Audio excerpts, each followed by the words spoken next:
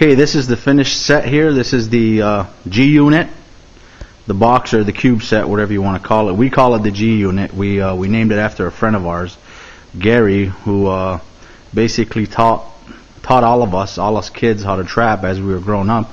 He taught us everything about trapping, and so we named it after him. We were sitting around one day in the garage in the trapping shack, all of us trying to figure out a way to come up with some kind of idea to up the odds with the beaver traps.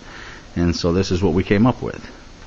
It takes 4 330s on it. Here's one. I put one 330 on it already. It's a little bent up. It's an older trap.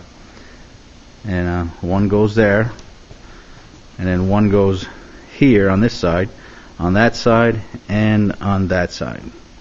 So there's 4. It surrounds the bait, and what I use for bait is either poplar or birch. So what I'll do is I'll go out and I'll get sapling branches, and I'll tie them together with wire, and then here in the bottom is a cross piece right here in the middle of the trap.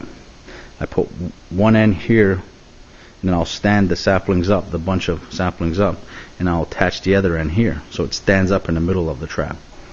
And all I do is I go out, you find a beaver hut, find their trails where they're coming out to go to their feed bed, and I put it somewhere next to their trail. And what I do is I get a 10-inch gas auger. That's what I use to cut my holes with. Really drills through, really works nice.